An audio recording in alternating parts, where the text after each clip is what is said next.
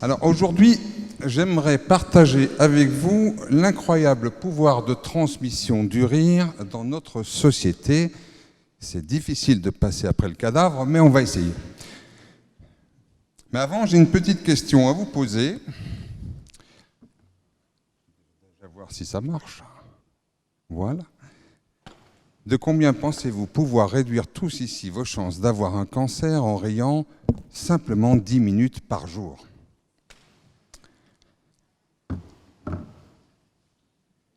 Alors, une chose est sûre, comme l'a brillamment démontré le professeur Henri Rubinstein dans son livre en 1983 qui s'appelle « La psychomatique du rire », le rire protège la vie. Et vous avez 30% de chance en moins d'avoir un cancer si vous vous marrez bien au moins 10 minutes par jour. Ça laisse réfléchir. Alors, mais saviez-vous surtout que chez les Indiens d'Amérique du Nord, il existait déjà des clowns guérisseurs dont le boulot, en fait, était de faire rire les gars qui n'allaient pas bien. Parce que pour eux, en faisant rire quelqu'un, on chassait les mauvais esprits. Alors, comme vous l'avez déjà tous compris, je ne suis pas un Indien d'Amérique du Nord. Donc, je m'appelle David Kane, je suis photographe. J'ai découvert, en fait, que j'étais utopiste, positif et résolument optimiste. Alors avant 2009, vous allez comprendre le 2009 bientôt, et je ne photographiais que des mannequins, un métier horrible, des personnalités dans les magazines et des publicités.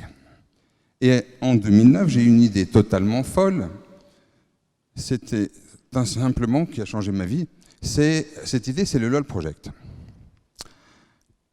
Aujourd'hui, je vais essayer de partager avec vous cette fabuleuse aventure, riche en enseignements, mais surtout, avant de commencer, j'ai une très très bonne nouvelle pour vous tous ici. Vous avez tous un super pouvoir. Alors certains, je dis bien tous, alors certains le cachent un peu, certains attendent, certains l'expriment, certains en abusent même. Il y en a qui sont plus réservés, qui attendent que ça se passe, que le mouvement soit lancé. Mais en attendant, vous avez tous un super pouvoir, et je vais vous prouver qu'en fait, il n'y a pas d'handicapé du rire. Jusqu'en septembre 2009, je ne sais pas si vous avez déjà posé la question, mais moi, avant, je ne m'étais absolument pas posé la question de savoir si le rire faisait du bien. C'est un peu comme respirer. Vous ne vous levez pas le matin en vous disant « Tiens, il faut que je respire, qu'est-ce que c'est bon de respirer ?» On se respire, c'est tout. Donc jusqu'en 2009, j'avais aucune idée des bienfaits du rire, ni pour moi, ni pour les autres. Je me disais, ça fait juste du bien, c'est normal. Et patatras, arrive 2009. Alors si vous vous souvenez bien de 2009, on est catastrophe, tsunami, subprime, virus, la grippe H1N1. Il y a notre amie Roselyne Bachelot qui commande 94 millions de doses. J'ai jamais compris ça, parce que 94 millions de doses, alors qu'on est, je crois, 65 millions de personnes, je me dis qu'il y avait un problème. Mais, alors on parle des autorités sanitaires qui étaient censées obliger tout le monde à aller se faire piquer, nos enfants. Il n'y allait plus avoir d'argent dans les distributeurs, parce que subprime, il venait d'avoir un énorme tsunami dans les îles Samoa. Alors vous avez remarqué, et vous allez voir où je vais en venir, que c'est toujours quand il y a quelque chose qui se passe dans votre vie que vous commencez à vous remettre un peu en question. Sinon, c'est normal, vous continuez à respirer le matin et vous ne vous posez toujours pas la question. Et en fait, ça vous tombe dessus un peu sans prévenir. Hein. Ça arrive souvent au milieu d'un chaos, d'une rupture. Parfois, pour certaines personnes, c'est quand les enfants s'en vont, on commence à réfléchir. Et on trouve qu'on est un peu inutile et comment on va s'occuper. C'est là qu'on commence à se remettre en question, parfois changer de boulot, reprendre un boulot, des études. Et en fait, c'est à ce moment-là qu'on s'arrête, on décélère, on s'interroge et surtout, on a un besoin fou de revenir à l'essentiel. En fait, cette remise en question, c'est comme s'il fallait un peu mourir pour renaître mieux. Je ne sais pas si certains parmi vous voient ce que je veux dire. Je pense que lorsqu'on se fait opérer par Gilles Montalesco, un moment donné, le jour suivant, quand tout s'est bien passé, je pense qu'on est, comme dirait l'autre, au premier jour du reste de sa vie, et qu'à ce moment-là, on commence à penser autrement. Mais on n'est pas obligé de se faire opérer pour penser comme ça, hein, je vous rassure. Alors, je me balade avec mon associé, William Lafarge, on est une agence de com', et il me pose une question un peu bizarre. Il me dit, ok, tu as fait de la mode, tu as fait de la pub, tu as rencontré des gens, etc. Mais dis-moi, c'est quoi pour toi une grande photo? Et avant de lui répondre, je dis, tu sais, dans ce contexte un peu bizarre, je rentrais d'un long voyage, et la France, je venais vous la décrire, et puis je lui dis, mais tu sais, j'ai vu un article hier, sur un article. L'article parlait des Chinois qui ont un idéogramme qui veut dire deux choses. Peur, opportunité. En fait, un seul symbole, deux significations. En fait, la moitié du verre plein ou la moitié du verre vide. Alors, rappelez-vous, je suis un optimiste. J'y vois un signe de changement. Et donc, troisième tour, on était au jardin du Palais Royal, et puis il me pose cette foutue question qui va tout changer, en fait, qui fait que je suis devant vous aujourd'hui. Comme quoi, soyez très vigilants aux questions qu'on vous pose. Je lui parle des peintres qui m'ont inspiré, et puis il me pose cette question, mais c'est quoi pour toi une grande photo? Et je vous avoue que depuis, on m'a souvent posé cette question. Et sans trop réfléchir, j'ai répondu, une grande photo, c'est un moment impossible à reproduire. Waouh, la belle affaire, il me dit, tu pourrais préciser. Et je lui dis, mais attention, pas n'importe quelle photo, hein, pas n'importe quel rire. Un rire sincère, spontané, sonore. Et là, soudain, William se fige. Le bug. Il me fait, mais comment on provoque un éclat de rire? C'est la première fois que je fais une conférence avec des gens qui ont la tête si haut, vous voyez. Et je lui raconte l'histoire de l'oncle Ernest. Alors, on est tous, ou on a tous, un oncle Ernest. Vous allez tous le reconnaître. Alors, vous vous souvenez, quand on est en famille, pendant les fêtes, on se rassemble, et on fait souvent des portraits. Alors, j'ai pris une famille, hein, et à ce moment-là, l'oncle Ernest, qu'est-ce qu'il fait? Il prend un appareil photo qu'il vient d'acheter, le dernier iPhone, ou un gros appareil, il vous rassemble tous, et il vous dit « cheese, smile, with Titi », etc., etc. Il est très très fier de lui, il shoot, il shoot, il shoot. Et qu'est-ce qu'il fait? Il prend son appareil photo et il regarde ses photos très fier. Et en fait, il ne se rend pas compte que vous, maintenant qu'il n'est plus en train de vous viser, vous êtes en train de partager, de vraiment rigoler, de vraiment raconter, de vraiment être ensemble, pendant que lui regarde ses photos très figées et pas du tout spontanées. En fait, il a oublié un petit truc, il pense photographier une action et il oublie le meilleur moment, c'est la réaction. Et donc je lui raconte cette histoire-là et je lui dis, imagine-toi, dans ce monde un peu bizarre en 2009, imagine-toi des milliers d'éclats de rire exposés dans le métro parisien, sur les avenues de Paris, tu imagines le message positif qu'on pourrait envoyer au monde. Alors, on aurait pu en rester là. En général, on a tous fait ça au bord de la machine à café. Qu'est-ce qu'on va faire demain? On a une super idée. Et le lendemain, on oublie ses bonnes intentions. À ce moment-là, je sais que je suis à la bonne dia. Oui. Mais cette nuit-là, en fait, j'ai fait la crêpe. Ça vous est déjà tous arrivé de faire la crêpe, de commencer à gamberger. Et je me suis dit, OK, comment on va faire pour provoquer cet éclat de rire? Mais j'imaginais surtout Paris rempli de murs d'éclats de rire, les journaux télévisés qui disaient « Paris, c'est la best place to live », rien que parce qu'ils avaient vu ces éclats de rire. Mais toujours, comment on provoque cet éclat de rire? Et dès le lendemain, en fait, j'ai monté une LOLbox, je l'ai appelée comme ça, un studio préparé comme un confessionnal, comme une sorte de sas de décompression, sans distraction, face à face, yeux dans les yeux, avec une lumière bienveillante, publicitaire, et surtout j'ai imaginé une approche et une direction très très personnelle. Et le premier sur qui j'ai essayé cette histoire, Ça a été mon banquier. Imaginez un banquier, imaginez quelqu'un, ça aussi vous l'avez tous eu, à qui vous racontez une idée, l'idée que vous avez du siècle, et imaginez-vous que vous lui disiez « j'ai une idée géniale, je vais faire un truc, je vais photographier des gens en plein éclat de rire sur fond blanc, mais pour ça j'ai besoin de temps, et ça, il faut que j'en prenne temps. » Et c'est là que vous avez votre premier éclat de rire, votre premier LOL. Comme vous l'avez vu, c'est mon ancien banquier, hein. C'est plus mon banquier. Alors, on a commencé, j'ai essayé, je me suis trompé, et petit à petit, on a monté une page Facebook, à l'époque c'était à la mode, et on a publié ces portraits. Et puis, des rencontres, entre-temps, j'en ai fait des milliers. Et chaque rencontre, en fait, c'est une opportunité.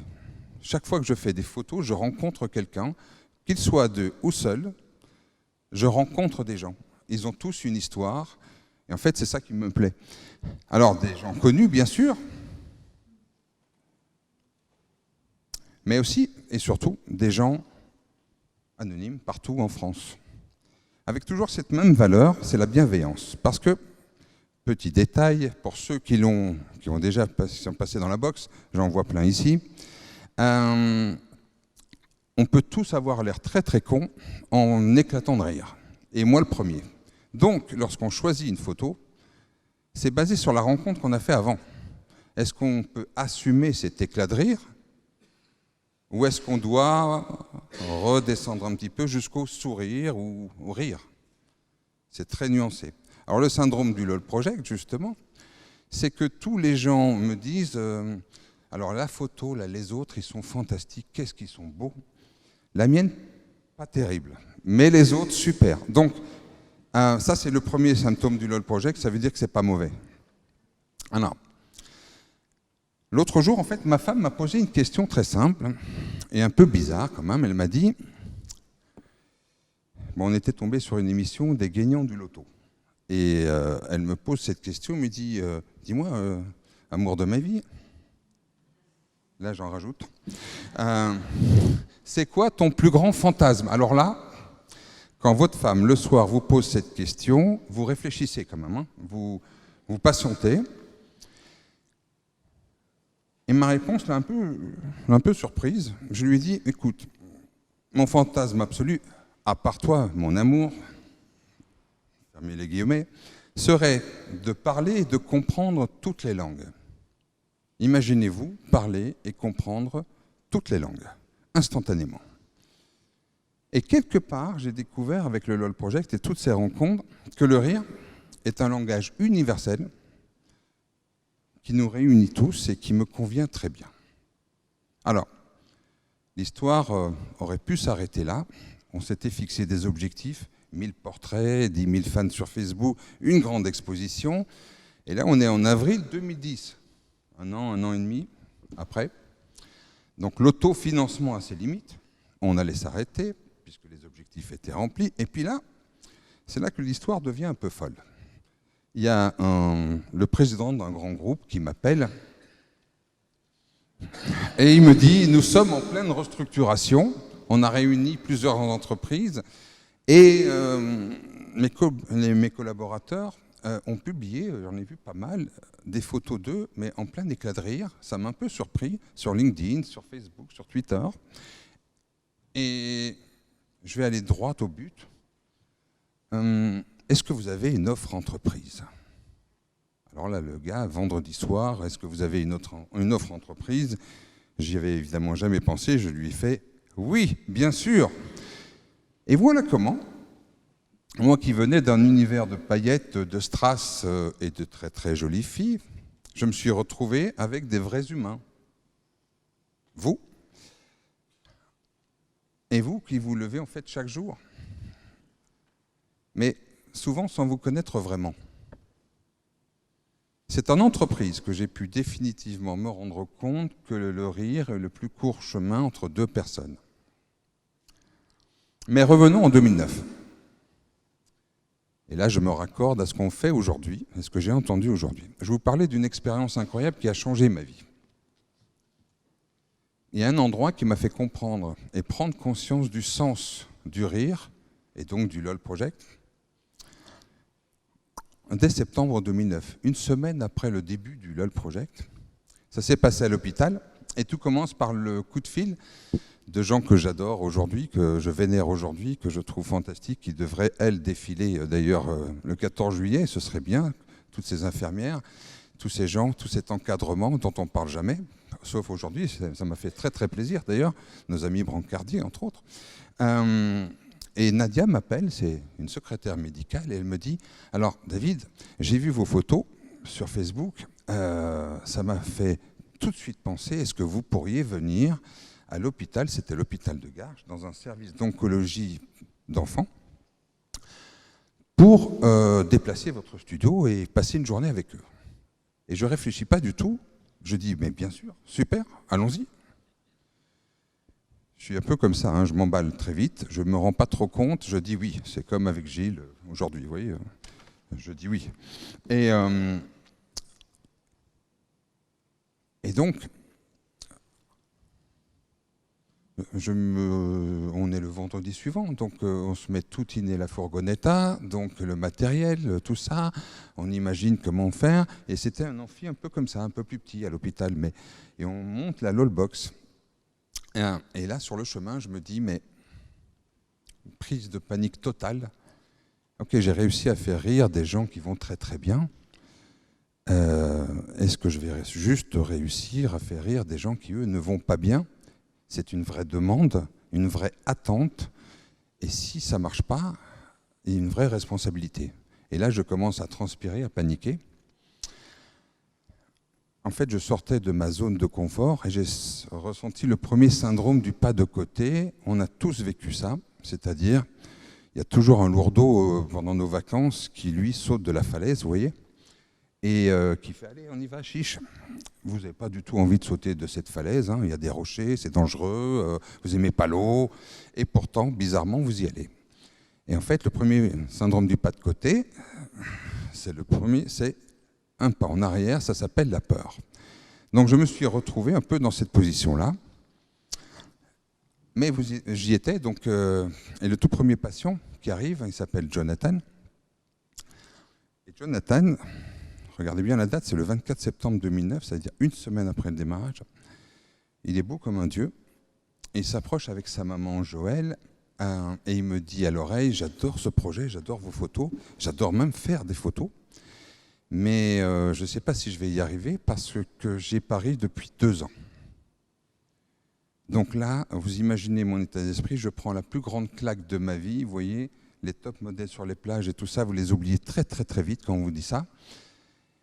Et je le prends par l'épaule, je l'emmène tranquille dans la LOLbox sur la scène, c'est une petite scène comme ça. Sa maman Joël va s'installer là sur ma gauche. Et on s'apprivoise, on se rend compte, et le plus important, petit à petit, il n'est plus du tout dans un studio photo.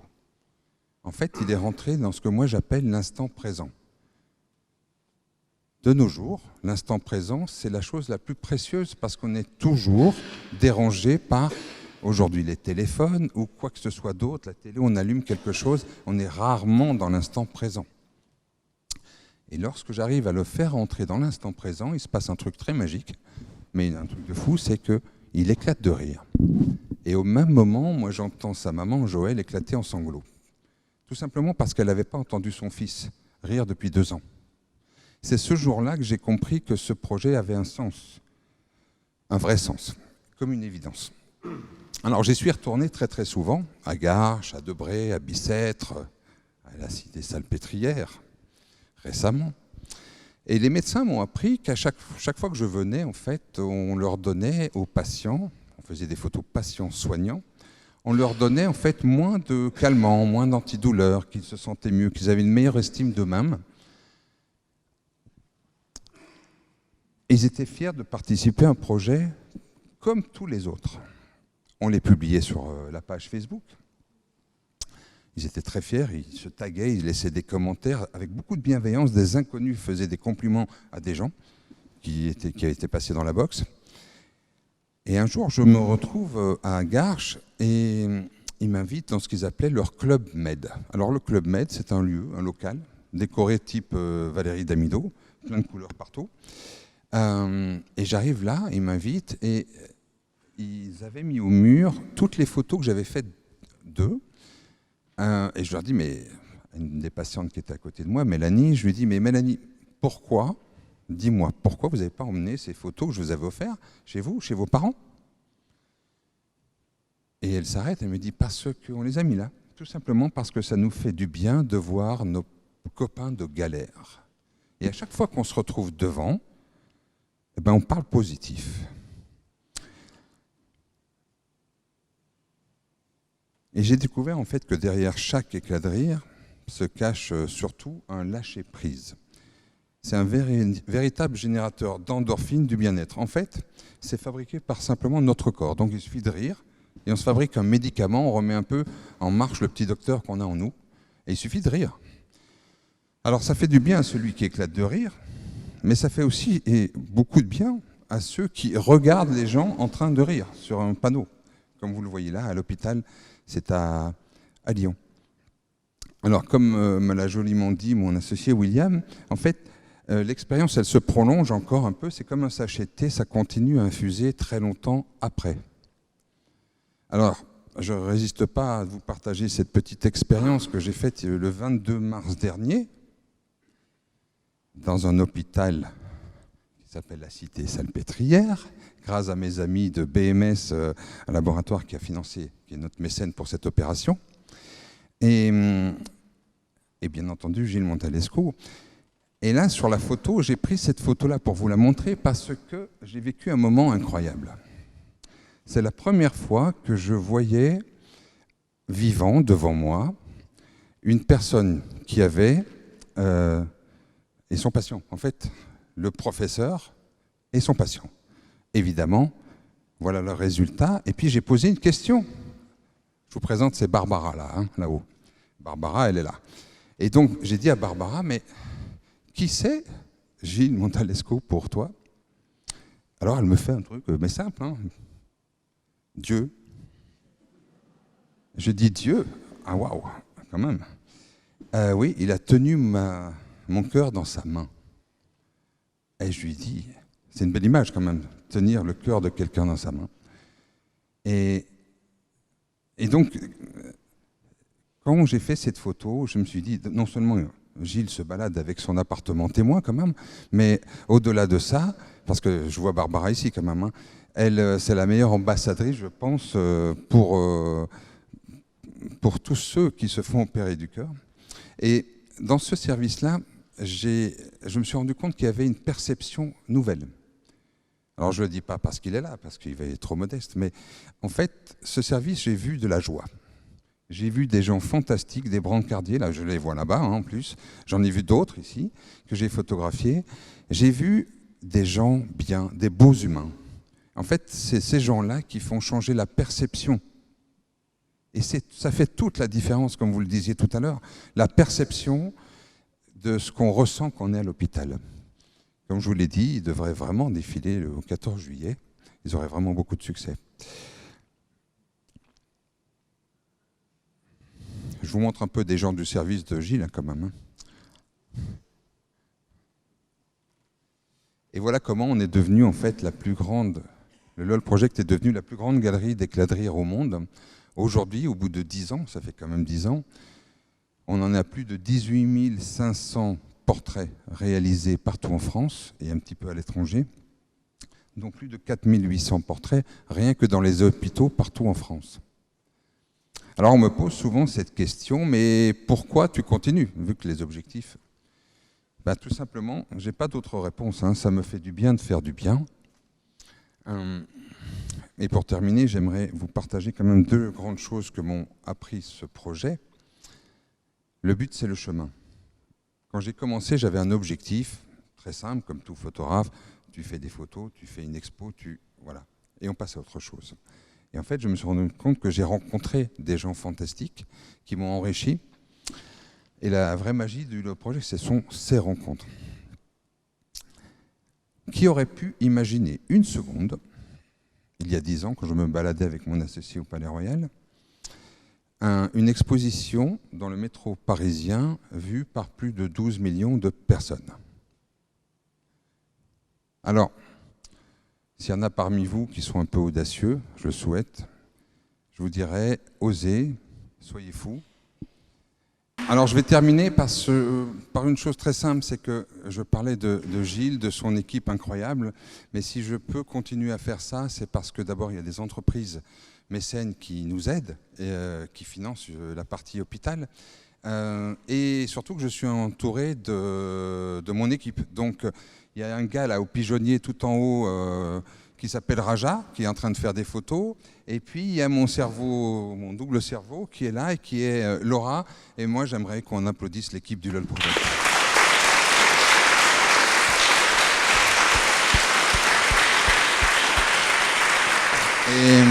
Et donc je voudrais terminer, si vous avez des questions, par rapport au projet, des témoignages, allez-y, je vous écoute, je suis là pour vous.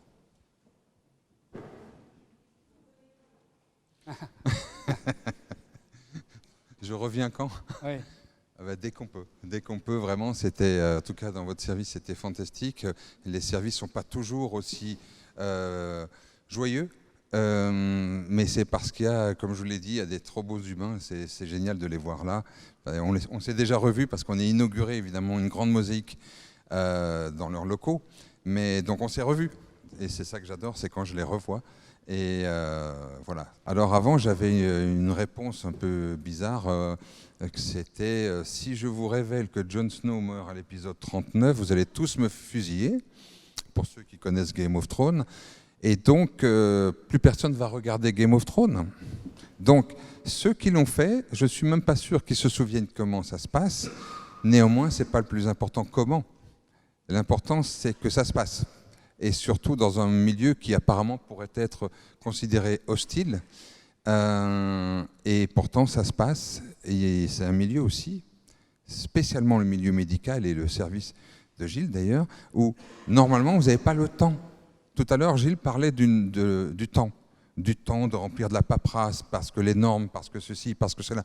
Donc quand on m'invite ou on me dit « Ok, viens », je me dis, mais c'est un privilège parce que je prends du temps à des gens qui font des choses quand même un peu plus importantes que moi. Mais en même temps, c'est un échange. Donc, merci déjà pour ce temps.